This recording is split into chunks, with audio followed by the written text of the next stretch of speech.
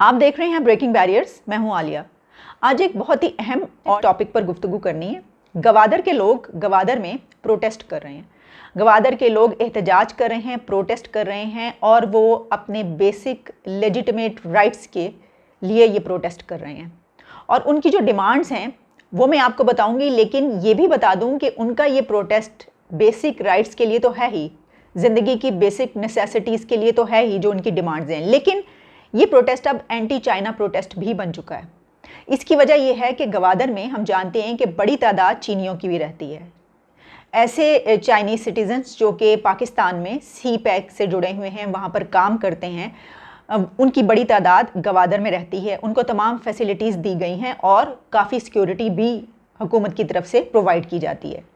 तो गवादर में ये जो प्रोटेस्ट हो रहा है, वहाँ के नेटिव्स का यानी पाकिस्तानियों का जो वहाँ पर रहते हैं, उनकी डिमांड्स में एक डिमांड ये भी है कि जो चाइनीज़ जब यहाँ पर आते हैं और वो जो यहाँ पर रह रहे हैं वो हमारे हक पर डाका डाल रहे हैं। वो किस तरीके से कि गवादर के रहने वालों का अगर बेसिक प्रोफेशन आप पूछें तो वो मछलियाँ पकड़ते हैं, माहीगीर हैं, क्योंकि वहाँ पे डीप सी पोर्ट है, हम जानते हैं। और वहाँ पर उनके लिए एक बड़ा प्रोफेशन, एक बड़ा काम यही है कि माहीगीर फिशरमैन वहाँ पे मछलियाँ पकड़ते हैं, रोज़ी रोटी कमाते हैं और उसी से अपना घर बार चलाते हैं।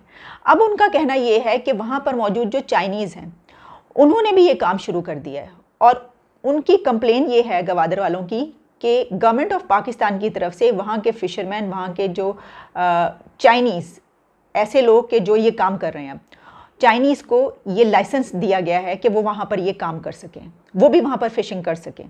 तो अब होता ये है कि क्योंकि जो वहाँ पे चाइनीज़ हैं उनके पास पूरा मैकेनिज़्म है, उनके पास ट्रॉलर्स हैं, वो ट्रॉलर्स पे आते हैं और वहाँ पे एक बड़ी तादाद में जो है वो मछलियाँ पकड़ कर ले जाते हैं। और क्योंकि गवादर के लोगों के पास तो स्मॉल बोट्स हैं, वो तो अपनी छोटी बोट्स पर जाते हैं मछलियाँ पकड़ने के लिए। जिस तरह के हम देखते हैं कि माहीगीर जो है वो किसी भी जगह पे अपना काम करता है, उसी तरीके से वो भी अपनी कश्तियों पे जाते हैं।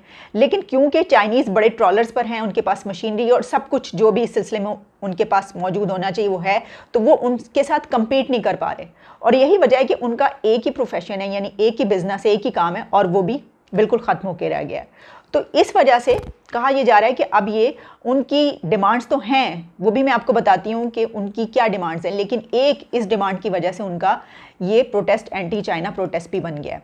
अच्छा, सिर्फ यही नहीं, उनका ये भी कहना है कि वहाँ पर रहने वाले जो चाइनीज़ हैं उनको क्योंकि सिक्योरिटी बहुत ज़्यादा दी जाती है, तो इस वजह से उनको परेशानी का सामना करना पड़ता है। उनकी ज़िंदगी में हर्डल्स आती हैं और अक्सर औकात उनको पकड़ लिया जाता है चौक पर, किसी मोड़ पर, कहीं पर वो जा रहे हों। अब देखें, इसको इसी तरह ले सकते हैं कि जिस तरह हम लाहौर शहर में या कराची में या कहीं पर निकलें और कोई प्रोटोकॉल लगा हुआ हो, तो नाका लगा होता है, तो क्या होता है कि चाहे वो कोई छोटे से छोटा कोई मेयर हो, कोई नाजिम हो, लेकिन फिर भी आपको कुछ देर जो है साइड पे खड़े होना पड़ता है, गाड़ी रोक के वेट करना पड़ता है, नुकड़े लग जाते हैं आप।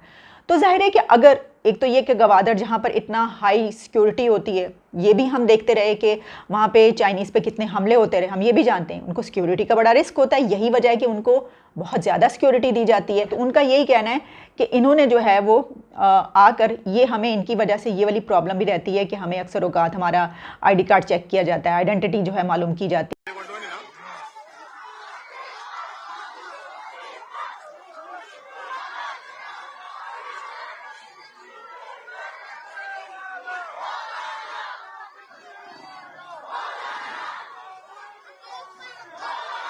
इस प्रोटेस्ट को लीड करने वाले जमात इस्लामी के गवादर के जो हेड हैं हिदायतुर रहमान बलोच, वो इसको लीड कर रहे हैं। गवादर को कहा जाता है jewel of sea pack crown.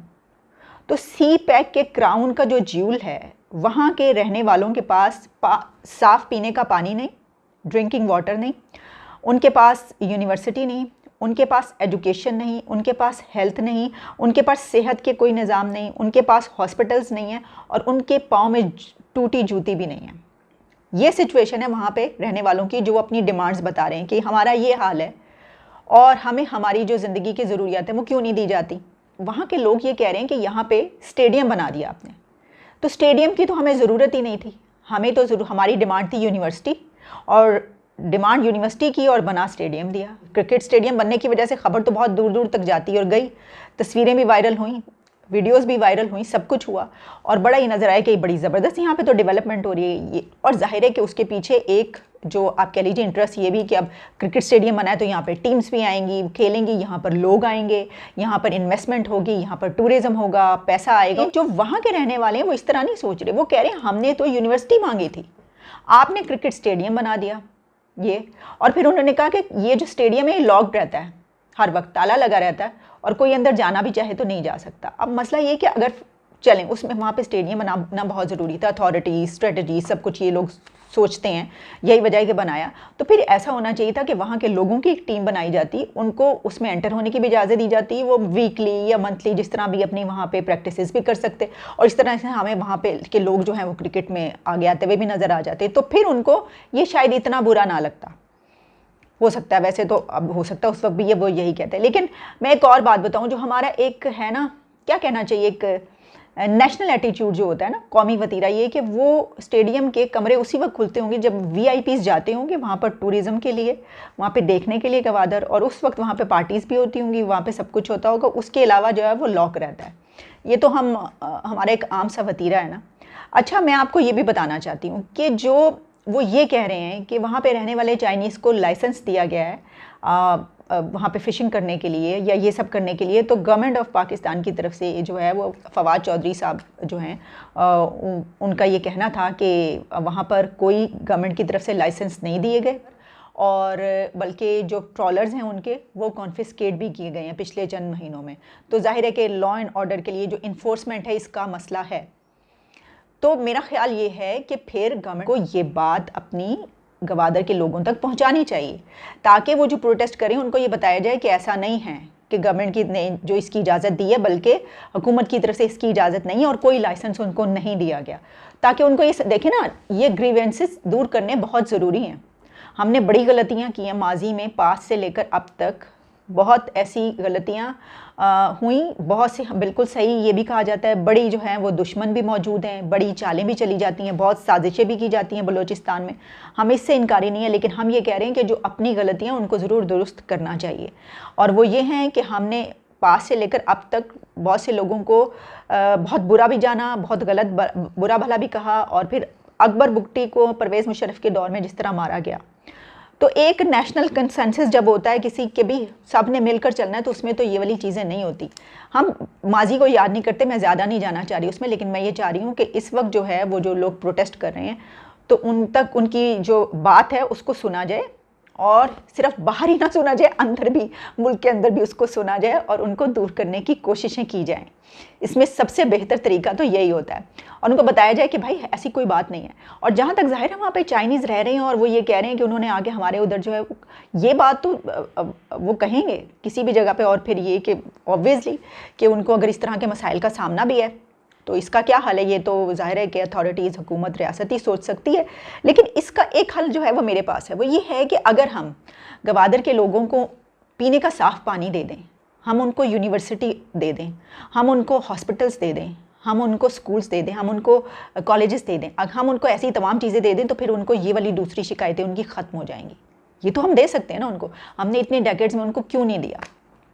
ये भी तो सोचने की बात है कि जिसको हम jewel of sea pack crown बोलते हैं, उस ज्यूल में रहने वालों का ये हालत क्यों है कि आखिर वो उठ खड़े हुए हैं। गवादर को 1958 में मेरा ख्याल है पाकिस्तान को मिला था सल्तनत अमान की तरफ से। उस वक्त सल्तनत अमान में सईद तैमूर सुल्तान थे, और उस वक्त वो पाकिस्तान को ये दिया गया था तोहफे के तौर, यानी पाकिस्तान को दे दिया गया था बगैर किसी उसके कीमत के, आप कह लीजिए, ये कहा गया। और बड़ी सेलिब्रेशंस हुई इसके ऊपर, बहुत पूरी उस वक्त जो मुल्क था उसने सेलिब्रेशन मनाई, कौम ने, नेशन ने।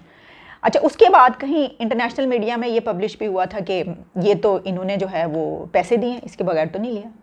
अच्छा, इसकी वजह से फिर उस वक्त की फ़िरोज़ खान नून की मेरे ख्याल है हुकूमत थी, तो वहाँ पे ये फिर काफ़ी ज़्यादा ज़ाहिर हुकूमत को तो फिर ऐसा बैकलैश जब आता है तो बर्दाश्त करना पड़ता है। फिर उन्होंने कहा कि क्योंकि नेशन ने बड़ी इसके ऊपर सेलिब्रेट किया, ये सब कुछ हुआ है, तो एक ऐसा इशू है कि इसके ऊपर झूठ नहीं बोलना चाहिए। तो फिर बताया गया कि हाँ, इसके ऊपर जो है वो 4 करोड़ दिए गए, 4 करोड़ रुपए जो है वो उनको दिए गए। लेकिन उसके ऊपर फिर तफसील बताई गई गवर्नमेंट की तरफ से ये कि ये लेने में इंटरेस्टेड इंडिया भी था, भारत भी ये चाहता था कि उसको मिल जाए गवादर, तो क्योंकि डील को बहुत अच्छा बनाना चाहते थे, इस वजह से गवर्नमेंट ऑफ पाकिस्तान की तरफ से जो है वो कोई 4 करोड़ रुपए दिए गए। ये सब कुछ जो है पब्लिश हो चुका है। आप मुख्तलिफ अखबारात में पिछले 10, 20, 30 सालों की आप उठाएंगे, आपको पता चलेगा कि बहुत सी जगहों पर बहुत सी चीज़ें ऐसी पब्लिश हो चुकी हैं। ये तो मैंने वैसे एक आपको बता दी कि एक हिस्टोरिकल आप कह लीजिए कि कुछ चीज़ें ऐसी होती हैं जिसके ऊपर बात की जाती है, तो इंटरेस्टिंग एक इन्फॉर्मेशन थी जो मैंने आपको बताई। लेकिन मैं ये बात करना चाहती हूँ कि उन लोगों के ये हाल क्यों है। देखिए, कहा जाता है जो पब्लिश होता रहा, जिस तरह मैंने कहा कि वक्तन फ़वक्तन with the passage of time दुनिया में गोल्ड और सिल्वर का जो दूसरे बड़े रिज़र्व हैं वो बलूचिस्तान के ज़िला चागी में मौजूद हैं। हमारी ये रिपोर्ट्स हैं, ठीक है।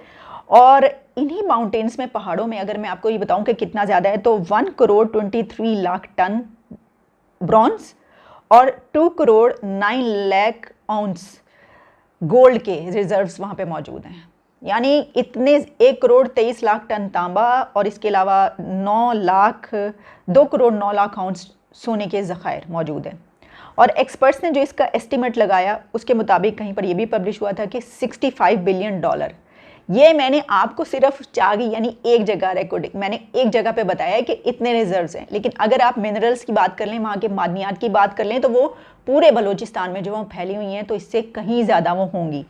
अच्छा, इसके ऊपर अगर आप ये कह लें कि कितनी जगह पर हैं, तो कहा यह जाता है कि कुछ 33,47,000 एकड़, 33,47,000 एकड़ जगह है जिसके ऊपर ये सब कुछ जो है वो फैला हुआ है। एक बात जो है वो मुख्तलिफ जगहों पे ये भी छपती रही है, वो ये है कि अब तक लाखों टन सोना, चांदी और तांबा वहाँ से निकाला जा चुका है। तो अब जो मैं कह रही थी कि सवाल ये कि जब इतना लाखों टन निकाला जा चुका है, तो वहाँ के लोगों को कुछ थोड़े सा टन का जो है वो फ़ायदा पहुँचा देते तो एक यूनिवर्सिटी बन जाती, एक हॉस्पिटल बन जाता, उनको चलो और कुछ नहीं, पीने का साफ़ पानी की वहाँ पर जो है वो इंतज़ाम हो जाता। यही हो जाता तो फिर जाहिर है कि इस प्रोटेस्ट की नौबत ना आती ना, ये एहतजाज ना होता। और ये भी कहा गया कि गवर्नमेंट पहले जो उनको दिया करती थी वो 2% होता था। तो मैं तो ये हैरान हूँ भी सिर्फ 2% क्यों देते थे। फिर उसके बाद जो है वो जब बातचीत हुई और सब कुछ हुआ तो 30% वहाँ के रहने वालों को जो वो ये इसलिए ख्याल आता है कि जहाँ से जो चीज़ निकलती है, हम तो कहते हैं ना कि भाई मसलन ये कि फ़र्ज़ कीजिए पंजाब से अगर, तो हम कहेंगे भाई पंजाब में है तो पहले तो हमें मिलना चाहिए। इसी तरह सिंध वाले कहेंगे भाई यहाँ से यहाँ पे मिलना चाहिए। तो जाहिर है कि वो कहते हैं कि सुई गैस यहाँ से निकलती है, यहाँ से निकाल कर पूरे पाकिस्तान को दे रहे हो तो हमें नहीं दे रहे। ये सब जो हैं बातें, ये सब क्वेश्चंस, ये सब सवालात बहुत अहम हैं और इसके ऊपर कोई ऐसी बात नहीं है। बहुत लोग बात कर रहे हैं, तो कोई अगर मुझसे जो है ये लेना चाहता है कि ये कहाँ पर पब्लिश हुआ है, तो मैं उनको जो है वो फराहम कर सकती हूँ। तो मैं इसलिए कह रही हूँ कि लोग बड़ा वो होते हैं ना, डरते हैं इस पे बात करते हुए, हालांकि ये तो हमारे अपने लोगों की, अपने मुल्क की बात है, तो हम क्यों ना करें भाई, हमें करना होगा। आप देखिए क्या PDM का प्रोटेस्ट हो रहा है, हम नहीं दिखा रहे, तो हम दिखाएंगे ना, हम उसके ऊपर बात भी करेंगे, रिपोर्ट भी करेंगे। किसी पॉलिटिकल पार्टी का, PTI, PPP, Peoples Party, Punjab, Sindh, KPK कहीं पर प्रोटेस्ट होगा, हम उसकी बात करते हैं। डॉक्टर्स का हो, किसी का हो, तो अगर गवादर के लोगों के प्रोटेस्ट हो रहे हैं तो उसके ऊपर भी बात करना बनता है। और इसी तरीके से हम हालात को बेहतर कर सकते हैं, अच्छा बना सकते हैं कि जो खराबी अगर है, खराबी की तरफ जा रहे हैं, तो हम उसको ज़रा बेहतर कर लें। ये है सिचुएशन। चलिए, आपसे दोबारा मुलाकात होगी एक और वीडियो में अच्छे से टॉपिक के साथ। इजाज़त दीजिए। Take care of yourself, stay happy, stay safe, stay tuned.